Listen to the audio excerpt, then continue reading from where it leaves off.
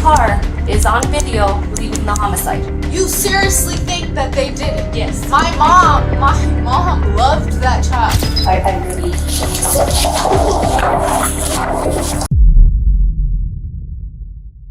It was a quiet Friday morning on March 4th, 2022, in downtown Albuquerque when police began receiving multiple 911 calls reporting a shooting. Yeah, bro. Does have a wound. Start 4355. That was step 7.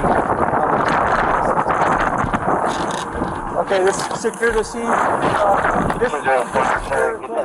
As officers moved into the alleyway, they discovered the victim lying motionless in a pool of blood with a gunshot wound just above his temple. There was no weapon, no identification at the scene, and the shooter was long gone.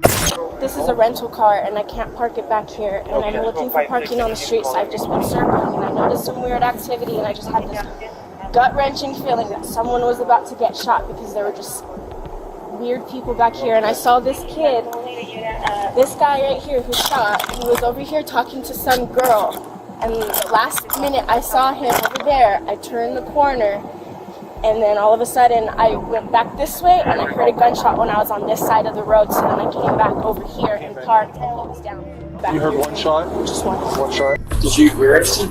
I didn't hear anything, but I see people running. One of them is a light-skinned male. He turns around, runs back to the alley, and takes off down the street.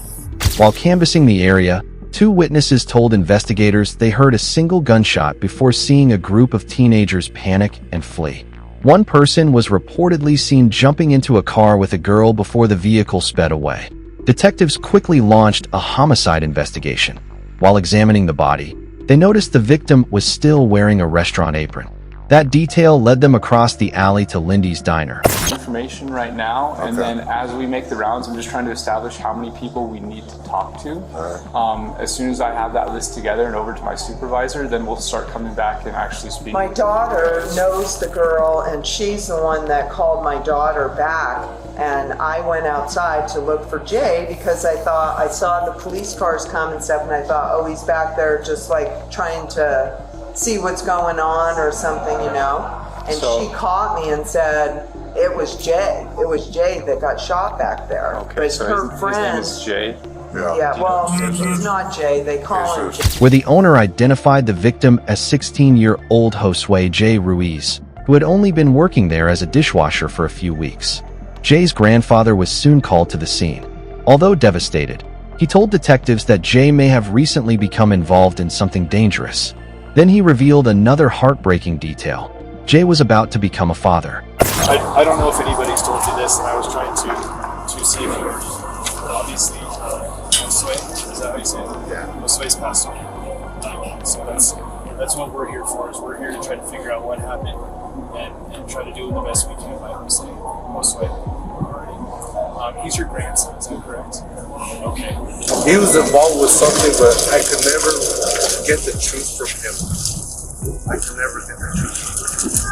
I don't know what he was involved with for somebody to come out here and do something like that. I don't know. He just seemed like such a good kid. He seemed like a good kid that is, going astray. Jay's girlfriend, 17-year-old Elizabeth Baldonado, was pregnant but still had no idea he had been killed. Investigators believe that if anyone understood what Jay had gotten himself into, it would be Elizabeth. I was there in my apartment, and His girlfriend's at your apartment right now? yeah, he called me this morning and told me, hey, you're going to be a great grandpa, is what he told me. So, No kidding. Who's his girlfriend? Elizabeth, I think it's Maldonado. She's at your apartment Right now, yeah. right now? Is there anybody else over there? No. When detectives reviewed surveillance footage from around the area, they spotted a yellow Toyota sedan speeding away from the alley just seconds after the gunshot. So these are all the cameras that are running on 2 systems, the digital and the analog. The analog sucks, so just a fair warning. Perfect. This faces the alleyway. Once the shot happens, the people loading the vehicle will react. So it's the individual walks the vehicle and somewhere right here, Yeah, so he just walked to the passenger side. and they react. Is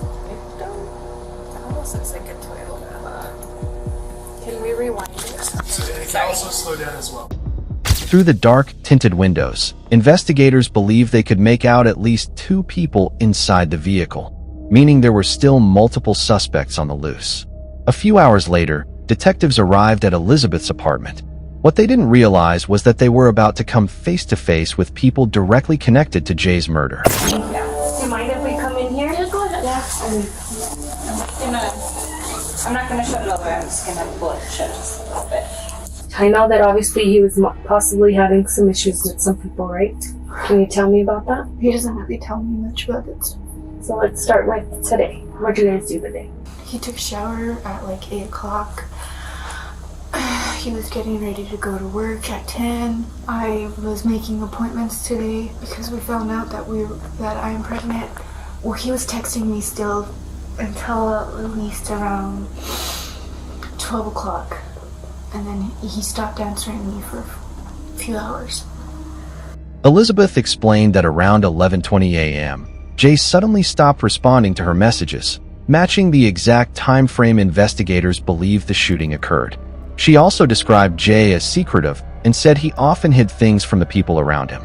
That immediately led detectives to suspect Jay may have been killed over a dangerous conflict or a deal gone wrong. This morning, him and my brother were supposed to box it out because this has nothing to do with this at all. My brother and him just don't get along. They bump heads very much. But my brother would never do this. He knows how I feel about Jay. He knows how that would crush me. And which brother? My younger brother, Your younger brother? What's his name? Angelo. But Elizabeth was not telling the full truth. According to her, her brother Angelo had arranged to fight Jay that morning in order to settle tensions between them. Although Elizabeth insisted the fight had nothing to do with the murder, that detail instantly made Angelo a potential suspect. Before detectives could push further, Jay's family arrived at the apartment. Rumors about the shooting had already reached them, but police had not yet officially confirmed Jay's death. Detectives had no choice but to deliver the devastating news to Jay's mother, a moment no amount of training could ever prepare someone for. Okay. Right now, I don't have much other than officers were dispatched to the alleyway where Ms. was said deceased already. What happened? And that's why so we just got called out. That's why I'm trying to interview as many people as I can. That's why I headed here first, and then I was headed your way because I do have some questions. But as of right now, I don't know. Okay. I really don't.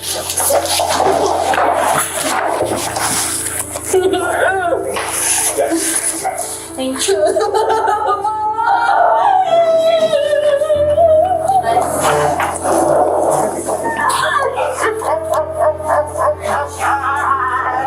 With the heartbreaking notification delivered, detectives attempted to gather any information they could from Jay's family, but they seemed completely blindsided.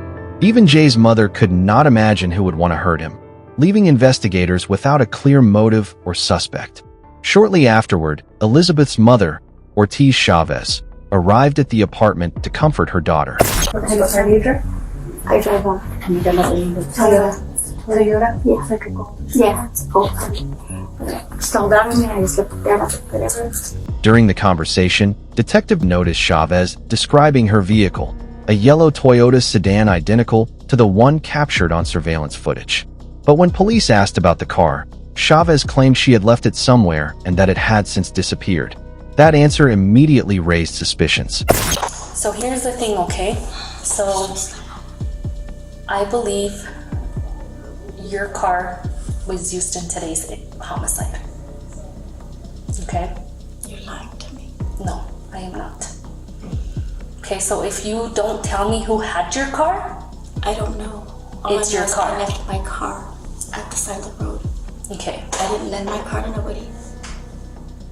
During a later interview, detectives pieced the timeline together and began suspecting the Baldonado family themselves might be connected to the murder. Your son and his friends have a problem with Jay, and Jay is now dead. And people are telling me it's your car on scene.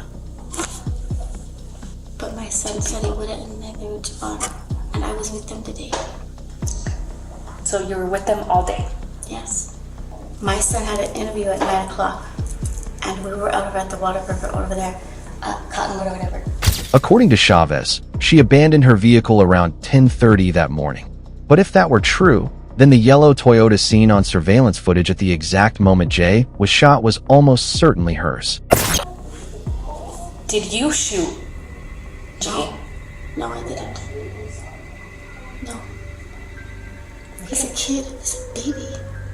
I know, but somebody did. But no. The more detectives spoke with Chavez, the stranger her behavior became. Even when confronted with the possibility that her own son was involved in murder, she remained unervingly calm. To investigators, it felt less like shock and more like someone hiding something. Not long after, detectives approached Angelo at his workplace. My understanding, you guys have known each other for a while. You kind of have like a kind of good. It was like we was cool. We was doing. We are.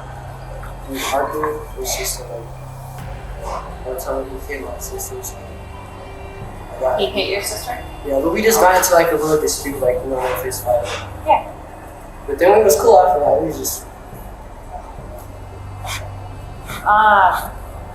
So we talked to your mom this afternoon, and she said that you guys had her car, the one that she had just bought, the Toyota that you guys had it this afternoon. Where is that car? You gave it back to her? When did you give it back to her? Okay. Oh yeah, she said like Waterbury or something like that, right? Yeah, that's what she did with the car. She said she didn't want to go to the utility, she wanted to see. So I just went to the Waterbury. It was like 9 o'clock, the interview was like 9 o'clock. Yeah. And then I got back to the house because the interview took like 15 minutes, so I got excited. Okay. So was your mom's car still there when you got back? No? Where was it at? Your mom was in it? Where did your mom go this afternoon? She don't tell me anything. No. The only time she told me was she told me something. Last time she told me something was like when I was in 6th grade. So you never talked to your mom or nothing? Yeah, I talked to her, but I talked to her personally. Angelo admitted he had planned to meet Jay for a fight that morning, but claimed the meeting never happened. Before questioning could continue any further, Chavez suddenly appeared and immediately pulled her son away from investigators. He's not even a rape, and you're not even keep talking to me. He's home. But he's not in trouble, so he doesn't have to be 18 for us to talk to him. I'm gonna stay with him. I'm gonna send him for. I mean, it's up to him. If he doesn't want you here, he doesn't have to have you here. Huh? Yeah, my sister and the bars here. I had to have him go pick up. Talk to my sister. So there is one thing that we are going to need, just like you talked with your sister, we can get your phone. So we're going to secure it. We're going to do a warrant. I need it. I don't have a phone. But your daughter's an investigation like I explained to you earlier, Elizabeth. I'm taking your phone. You're not getting it back until I'm done with it. But as soon as I'm done with it, I will give it back to you. You want me to take you to go find where your car was left? Because we've been all over there and we can't find it anywhere. Well, I'm gonna go shortly, but I want to make sure that my kids get my family get home. And right now, my biggest concern is I just want to go home. What's your biggest concern? I don't go home. No, you absolutely go home. Police later seized phones belonging to the family in search of digital evidence. Over the following weeks, text messages and phone data completely transformed the case. Detectives learned that Jay and Elizabeth had been having serious problems in their relationship. Around the time of the murder, Jay reportedly wanted to break up and focus only on the baby. Meanwhile, almost no one in the Baldonado family liked him, especially Angelo, whose conflict with Jay had become extremely hostile. Investigators discovered that Chavez herself had helped arrange the supposed fight between Angelo and Jay. One message from Elizabeth to Jay read, "Mom says they'll be there at 8. Another showed concerns about firearms. "I don't want them pulling guns." But it appeared Angelo never actually showed up at the agreed time.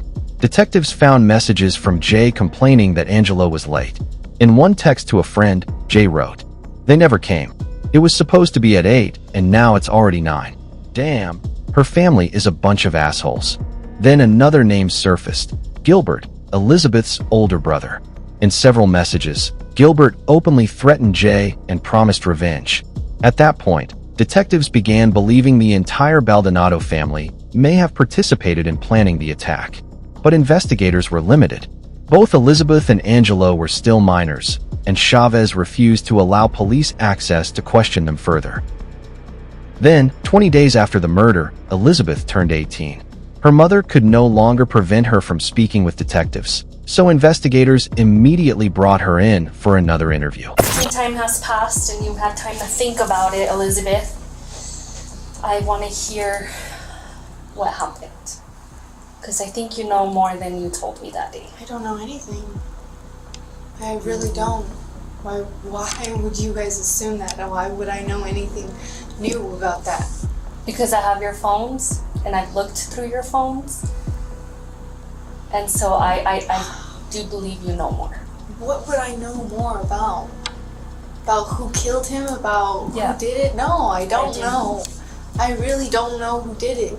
So you brought up that your brother Gilbert had mentioned and said that he was going to send someone up there to take care of But he didn't.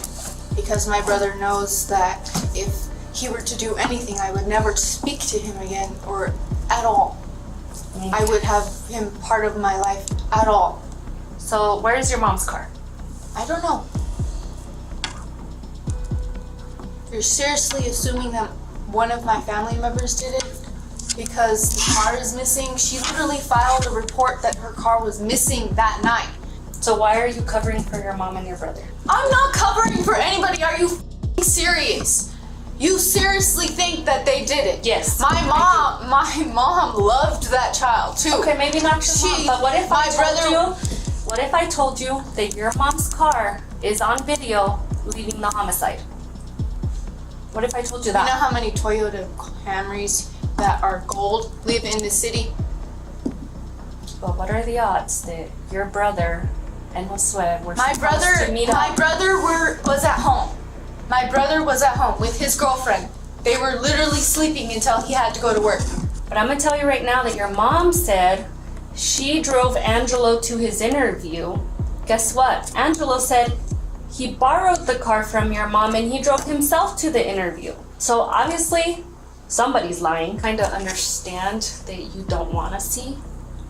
No, what you I'm trying don't. to They tell don't. you. They Because- did not do it. Because You I are don't know what literally I looking would in the do. wrong place. You're just trying to blame somebody just so that you can get someone for the crime.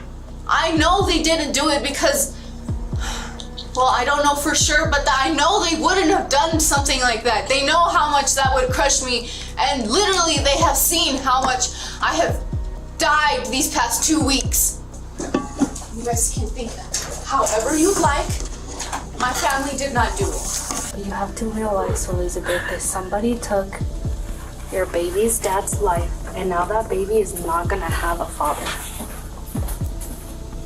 And as much as you love your family, they still took your baby's dad away. But despite breaking down emotionally and sobbing during questioning, she continued insisting her family was innocent. No confession came. Elizabeth herself appeared uninvolved in the actual shooting. With no useful information gained, the interview ended. For months afterward, the investigation stalled. Detectives went back to the beginning, re-examining every detail more carefully than before. Eventually, they uncovered more troubling evidence. Chavez had never officially completed a stolen vehicle report for her Toyota. Investigators now believed Gilbert may have been directly connected to the shooting, while Chavez potentially helped destroy or conceal evidence by getting rid of the vehicle. On May 19th, 76 days after Jay's death, detectives returned to the Baldonado home with a team of officers to directly pressure the family again. Oh, hi Gilbert, how are you? Hi. Can I actually talk to you, Gilbert?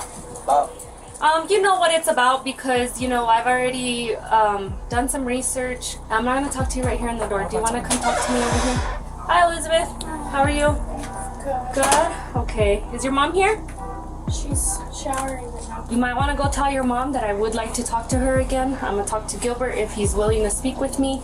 And Gilbert, again, I don't want to talk to you right here in front of the door. Do you mind coming even over here? So, tell me what you know. Like I said, I just moved in I just like Okay, so I'm not gonna play games with you, okay? I know you threatened to take care of Josue. Yeah, but I didn't do nothing. I wasn't even up here. I couldn't even do nothing. Okay, so obviously you do know why I'm here and why I'm talking to you now. You want to discuss, or do you want me to just take it for at face value? I already saw the Facebook, so Do whatever. I didn't do. I'll tell you that right now. So you can do whatever I didn't do. So okay, so I'm innocent. again, in your Facebook, you do disclose and say you're gonna send somebody to take care of you. Yeah, but did I send Okay, anybody? so well, who'd you send? I didn't Because send he died. nobody. I didn't send nobody. Do I need to be any clearer? He died. Yeah, but I didn't send nobody. Ain't nobody want to do it. They're all scared. You have to realize that I'm investigating a homicide. Okay, a homicide in which you threatened to kill my victim. So you're gonna take my phone? Yes. I'm gonna take your phone, I'm gonna do a warrant on it. If for All I any gotta say reason... is just don't look at the pictures, you know what I'm saying, unless you want to see something, but it's a whole lot of something. Okay. Although Gilbert provided no useful information, detectives cleverly managed to seize his phone.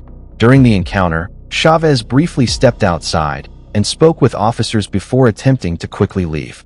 Detectives immediately stopped her for another confrontation. I love you. I'm going to HCL. Can I talk to you really fast? I have to catch the bus, so I mean, you got 5 minutes of my time. Okay. And that's it. Thank you, Gilbert. Thank you for speaking with me. Have a good day. Be safe. We'll check in with you before we leave if you want to talk to us again, Gilbert. Hi, Elizabeth. I know you're going to be quick and all, but so... And nobody ever you came by to did, look what's you called. didn't report your car. I did. This is it. Yes, it is. I already know. Okay, you know They what, tried- lady? I'm not trying to be mean with you, but this is the confirmation number that I So have to why did you set up a fight between Angelo and Josue?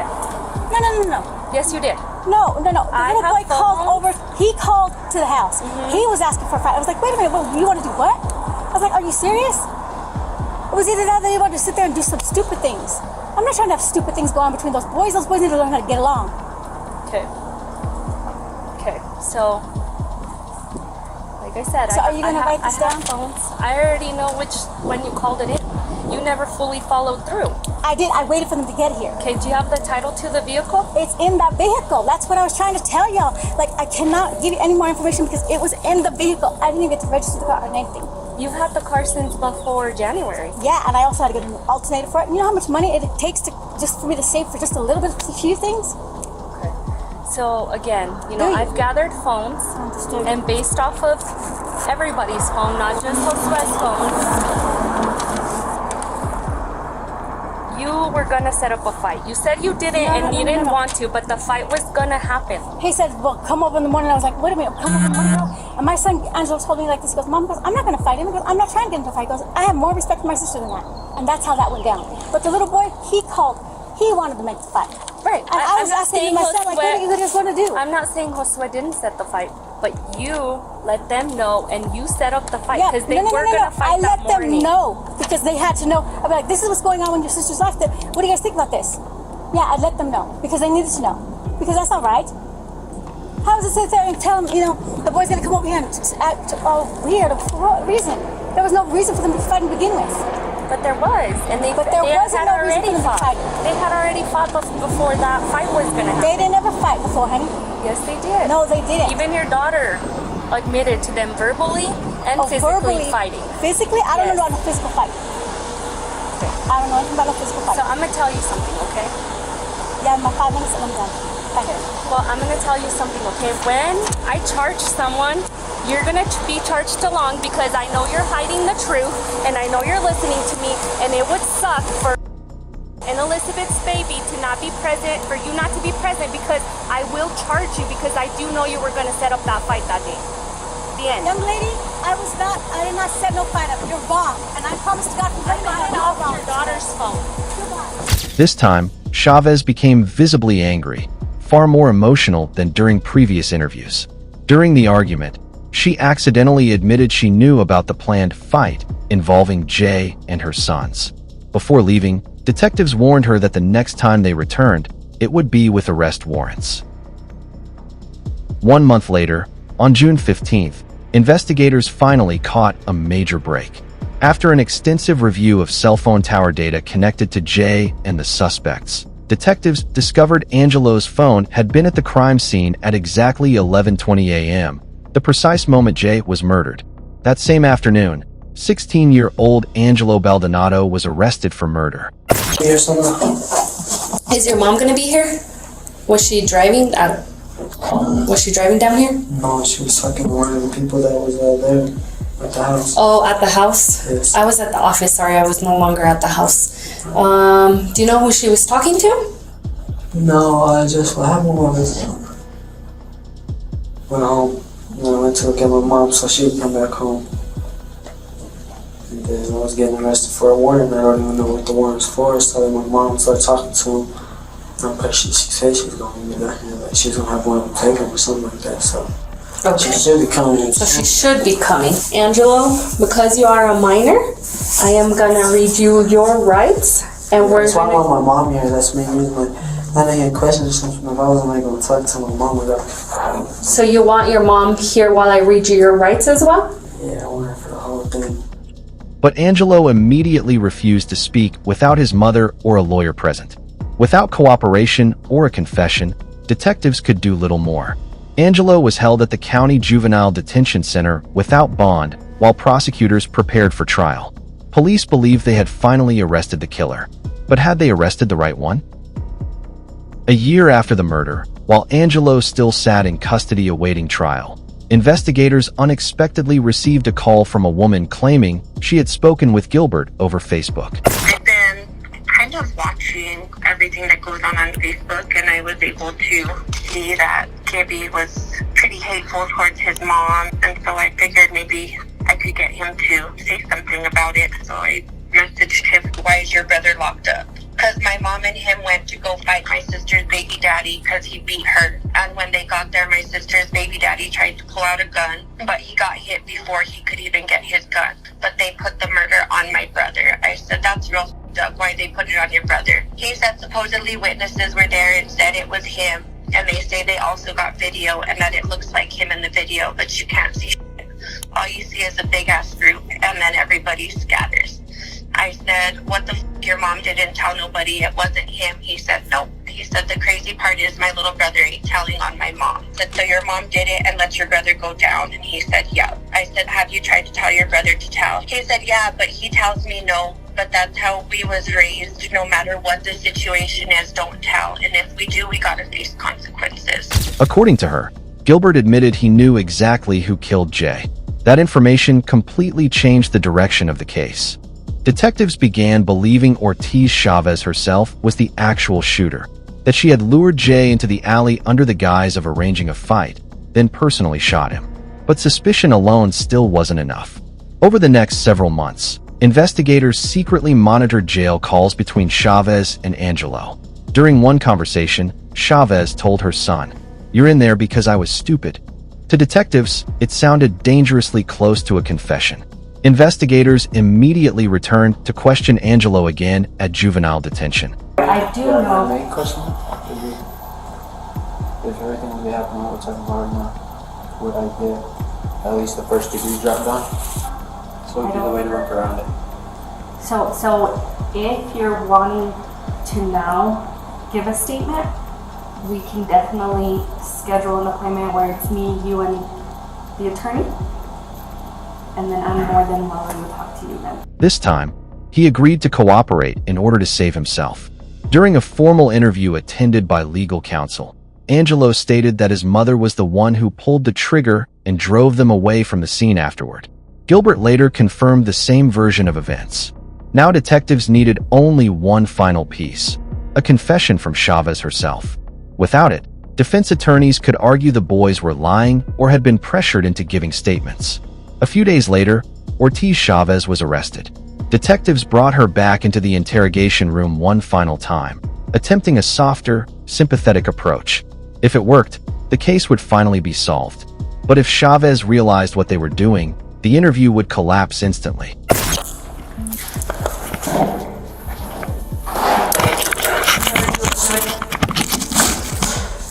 I know that you obviously recognize me because we've met in the past more than once, okay? And regardless of what happened then, I'm not gonna be rude to you. I'm not gonna be disrespectful to you, even though in the past, you weren't the nicest, right? But you're here and I'm not gonna be rude. And I expect the same too. Fair? Obviously I know you were visiting Angelo. I know you were visiting Angelo. How's he doing? He's okay? Okay. How are you doing?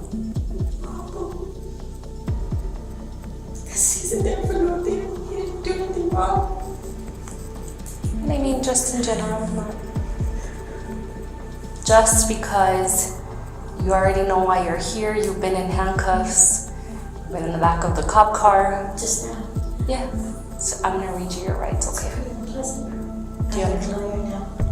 Okay, fair enough. With that being said, what's gonna happen now is I'm gonna stop this interview. You're going to jail on 2 warrants, okay? You do have an open count murder warrant, and you do have, and I have to look at that one to read you the exact, but it's a warrant, okay? And that's not mine. It's not for me to discuss, but that's what one of the warrants is for, okay? Instead, the moment questioning began, Chavez invoked her right to an attorney and refused to speak. During a forensic search of Chavez's phone, investigators uncovered child exploitation images, resulting in additional charges related to child sexual exploitation. On January 15, 2025, the trial began. Prosecutors argued Chavez despised Jay's relationship with Elizabeth and believed he treated her daughter badly. They also argued she calculated that if a juvenile son took responsibility for the murder, the punishment would be far lighter. In the end, the court convicted Elizabeth Ortiz Chavez on charges of second-degree murder and firearm enhancements. On May 1, 2025, she was sentenced to 18 years in prison. As for Angelo Baldonado, he pleaded guilty to conspiracy to commit first-degree murder and aggravated assault with intent to commit a felony. He was sentenced to remain in juvenile custody until the age of 21. Meanwhile, investigators ultimately concluded that Elizabeth and Gilbert did not directly participate in the shooting itself. Elizabeth had concealed information only to protect her family and reportedly never knew her mother intended to kill Jay.